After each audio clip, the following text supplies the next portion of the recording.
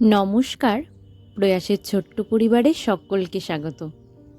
আশা করি সকলে খুব ভালো আছেন। আমাদের বাড়ির অতিথিগুলো সকাল হতে না হতেই হাজির।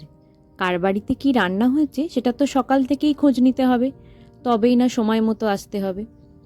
এই তিনজন মিলে সারাক্ষণ একসাথে এর বাড়ি আর ওর বাড়ি ঘুরেই বেড়ায়। সকাল হলেই সূর্যমামা খালি ওঠার অপেক্ষা, ওদের কাজ ওরা শুরু করে দেয়। মিউ মিউ করে ডাকে এর বাড়িতে ওর বাড়িতে গিয়ে, আর কার বাড়িতে কি খাবার দাবার হচ্ছে ওদের দিতে হবে। আর সেদিনের সকালটা ছিল দারুণ সুন্দর। ঝলমলে রোদ দেখে উঠলাম, ওমা খানিকক্ষণের মধ্যেই সূর্য দেখলাম মেঘের আড়ালে লুকিয়ে পড়েছে। মেঘের আড়াল থেকে বলছে, আজ আমি আর বেশি দেখা দেব না। সে আমাদের সাথে লুকোচুরি খেলছে।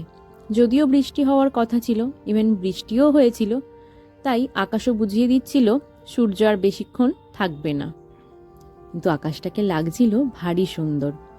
মেঘের আড়ালে সূর্যের এই লুকোচুরি খেলাটা এক যেন অন্যরকমই সুন্দর লাগছিল। আকাশটাকে দেখে হঠাৎ করে মনে হচ্ছিল যেন শরতের আকাশ, কে বলবে এটা শীতের আকাশ। আর সাথে ছিল আমার রোজকারের মতো কফি আর বিস্কুট। এখন তো শীতকাল পড়ে গেছে, তাই মন চায় একটু দুধ চা বা একটু কফি খাই। শীতটাও কেটে যায়, ভালোই লাগে বেশ খেতে। তারপরেই বেলার দিকে ছিল বোনের বিদায়ের সময়। এই মুহূর্তটা সব মেয়েদের জীবনেই যেন এক কষ্টের মুহূর্ত। বাবা মাকে ছেড়ে চলে যেতে হবে সারা জীবনের মতো। যে বাড়িটায় বড় হলাম, ছোট থেকে বড় হওয়া আমার আদর আবদার, যেখানে সমস্ত কিছু, আজ সেই জায়গাটা ছেড়েই চলে যেতে হবে। ভাবলেই কীরকম কষ্ট লাগে। জানি প্রতিটা মেয়ের জীবনেই এই দিনটা কোনো না কোনো সময়তে আসে।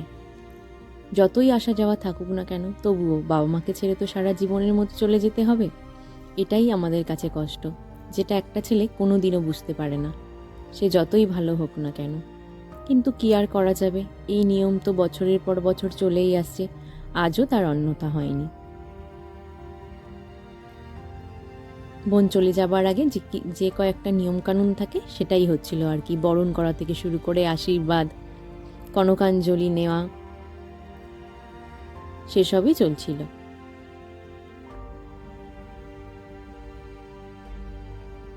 এই মুহূর্তটা যেমন একটা মেয়ের কাছেও কষ্টের, সেরকম একটা বাবা মার কাছেও কষ্টের। যে বাবা মা এত বছর ধরে মেয়েটাকে অতি যত্নে বড় করলো, আজ সেই মেয়েকেই পাঠিয়ে দিতে হবে অন্য কারোর ঘরে। যতই অধিকার থাকুক না কেন, কিন্তু ছোটবেলা থেকে যাকে দুহাতে করে মানুষ করা, সেই মেয়ের ওপর কিছুটা হলেও অধিকার এবার তার শ্বশুর বাড়ির লোকজনদের।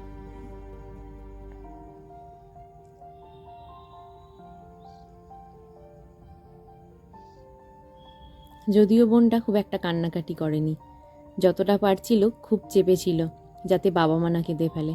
কিন্তু যতই হোক শেষ সময়ে কি একটু কান্নাকাটি করেছিল। যতই মনকে শক্ত রাখি না কেন, হাসি খুশি দেখাই না কেন, বুকের ভেতরে যে একটা মেয়ের এই সময় কি কষ্ট হয়, একজন মেয়ে ছাড়া এটা আর কেউ বুঝতে পারে না। বোনকে দেখেও ঠিক সেটাই মনে হচ্ছিল। আর এই যে চাল দিয়ে নাকি বলতে হয় মা বাবার সব ঋণ শোধ করলাম। সত্যিই কি বাবা মায়ের ঋণ কোনোদিনও শোধ করা যায়? জাস্ট এটা নিয়ম। তবুও মনে হয় এই কথাগুলো না বলাই ভালো। আজকের যুগে দাঁড়িয়ে এই কথাগুলোর কোনো মানে হয় না। একটা মেয়ে চাইলেও তো সমস্ত কিছু করতে পারে। তারপরেই সন্ধ্যাবেলা গেছিলাম বোনের রিসেপশানে। বোনকে আর ওর বরকে দুজনকে খুব সুন্দর মানিয়েছিল। এত সুন্দর লাগছিল দুজনকে যে চোখ ফেরানো যাচ্ছিল না।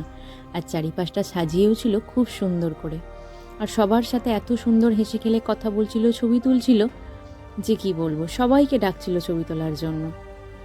আমিও আমার দিদির সাথে কয়েকটা ছবি তুলে নিলাম। এগুলোই তো থেকে যাবে। ওমা, তারপরের দিন সকালে দেখলাম বৃষ্টি শুরু।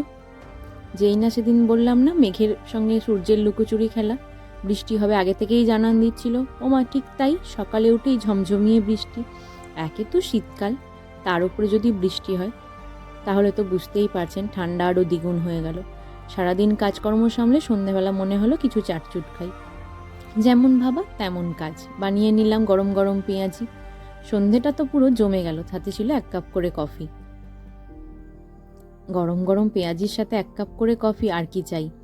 সন্ধেটা তো দারুণ জমে গেল। আজ তবে আসি, আবারও আসবো অন্য কোনো দিন।